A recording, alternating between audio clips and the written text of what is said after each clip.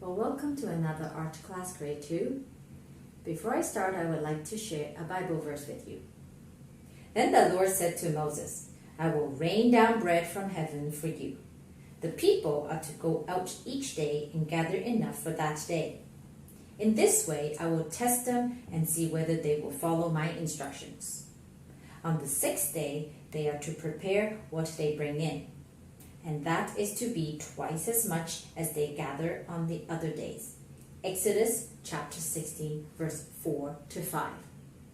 Now, I'm recording this video on a Thursday or Friday, and it was pretty rainy. And anytime we think about rain, we usually get like, oh, it's raining, we can't go out to play, we have to have indoor recess, we can't go to the park, and it's really gloomy and it makes you sad. However, for the Israelite, when it's raining, it doesn't rain water, but it's actually raining bread. It's like life. Bread is what sustained the Israelites when they were going from Egypt to Promised Land. And I think about how God provides for us all the time, one day at a time, just like what he did to the Israelite when they are in the desert. All right, let's take a look at what some of our friends did.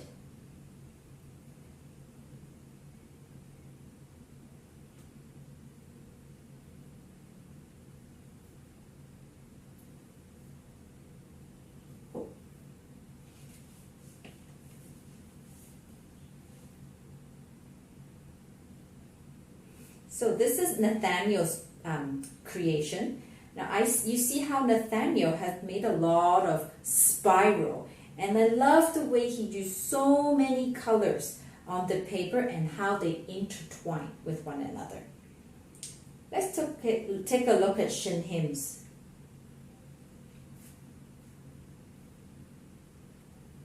Alright, Shinhim actually included a little creature in the middle. It's like his artwork is a forest. That looks so fun. Great job, Shinhim. Alright, so what we are learning today, we are going to be creating a standing line sculpture. It's very similar to the last week's, but we're going to be doing it on a stand. I will show you what it looks like in a few minutes.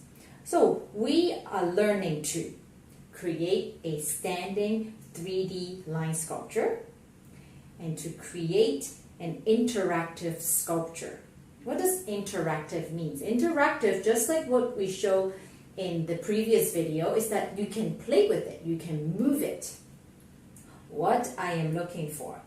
We're looking for a three-dimensional line that interact with each other. It might cross over, it might be intertwined with each other, and also a balanced sculpture. What that means is that it is not really busy, all these lines just slapped together, but more like there is a balance. There is maybe one part that is more important than the other. There might be thin lines and thick lines that brings out each other and support each other. So this is what you're going to make. A 3D sculpture using different materials you find at home. If you have any question, please feel free to email me.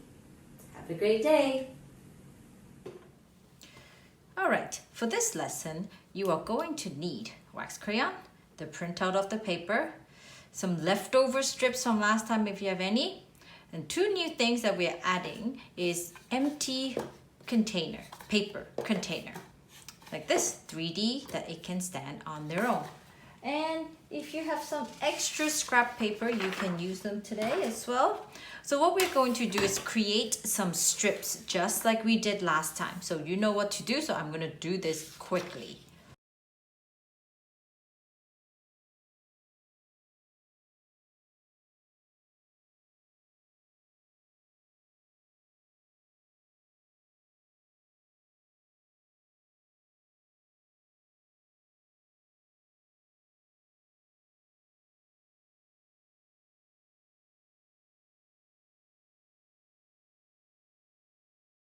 All right, so I have a whole bunch of strips that I can use. So what I'm going to do is I'm going to put my tube standing up, or you can use this.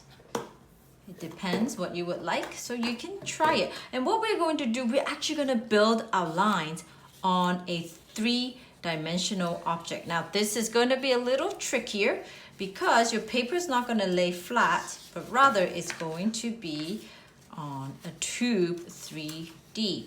So I'm going to try this one. Now probably the first one you want to do is to give it some fold, because then you get a bigger surface area for gluing.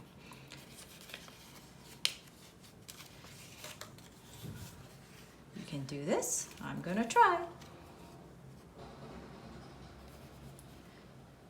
Ooh, whoa, that's too much glue. Ooh, dear.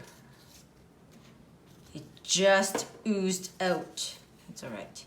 All right, so I'm gonna glue this. Now this part is a little tricky. Remember what we said? If you put too much glue, it's not going to stick. So I think I might have a little bit too much, but you are going to hold it down. Now you see, Mrs. Kim has a finger inside the tube and outside to squeeze it together. So when you are gluing, make sure you're doing that. Otherwise you'll have a flat tube or a flat box. So here's my first one. Oh, it looks kind of cool. So let's try another type of line. I'm going to use the purple. I think this time, wonder if what if I did this? I think I will. And I have an idea of what I would like to do. I'm going to tape this to here like that to create a loop. Then I think I'm going to glue it this way. So again, I'm just going to use a little bit of glue that just oozed out to wipe it. Oh, I have a big mess to clean. And I'm going to put that right here. Remember, we are going to press down. And then this will, let's see if it will work. Whoa, yes, just like this. Ooh, but I have to hold it. So now I'm going to let it rest. And then my idea is to put another circle inside this loop. So what do you think? Should I pick a thick strip or a thin strip? That's up to you. So but I think I'm gonna go with a thin strip.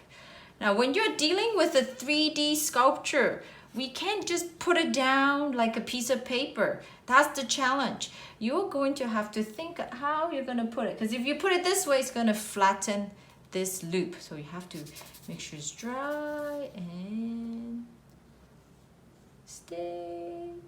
Ta-da! Now I might just leave that there for now, and so that the glue can set a little bit. I'm gonna make half.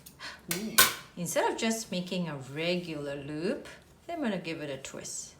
Just like that. So you can see two colors, and I'm gonna put it in here.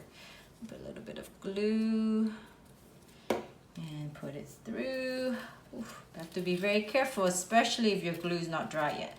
Do it a twist and press. Hold it down, hold it down. Remember, less glue is better. And let's see how that looks. Ready? Whoa, look at that. Now this moves. All right, I'm gonna lay it back down because this will take some time for the glue to really set. I'm going to, now I also mentioned that you can use some other color paper. Like I have these scraps of paper from my church that I can use because they have different color and the thickness is a little bit different. So I'm gonna pick, oh, I really like this starry part. So I'm gonna cut and cut. Well, since there's a fold here, I think I'm going to fold it again to make some zigzag lines. I'm thinking, where should I put it? What's the best spot? Should I cross over? Oh, this looks kind of nice, like this. Now, it depends how you glue it. If you glue it this way, then it flings out. But if you glue it this way, it looks like it gives a different look. and you put it closer together versus further apart will give you a different angle. So now, make sure I don't squeeze too much this time. I'm gonna do it this way. 1. And I'm gonna put it on this way here, 2. And I'm gonna put them right here. And I'm squeezing it. So it depends on the container or the box or the body that you are going to use. You might put more or less strip. But again, we don't want to overcrowd your sculpture. So here it is. So there's my sculpture so far. So I'm not finished yet. So I still have a lot of room over here on this side. If you look, this is what it looks like from the top, the bird's eyes view. And then if you look at it this way, this is more eye level. As you can see how the paper moves. So what I would like you to do is complete this paper sculpture and see how well your paper stick.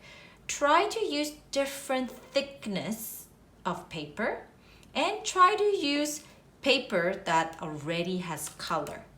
And what I would like you to do is take a video take a video of your whole sculpture. If you just look at one view, I might not get to see all the hard work. So make sure when you're videoing, you turn either your camera or your sculpture to show me the whole thing. So that's it for today. I cannot wait to see what you come up with. If you have any question, please feel free to email me. Have an awesome weekend.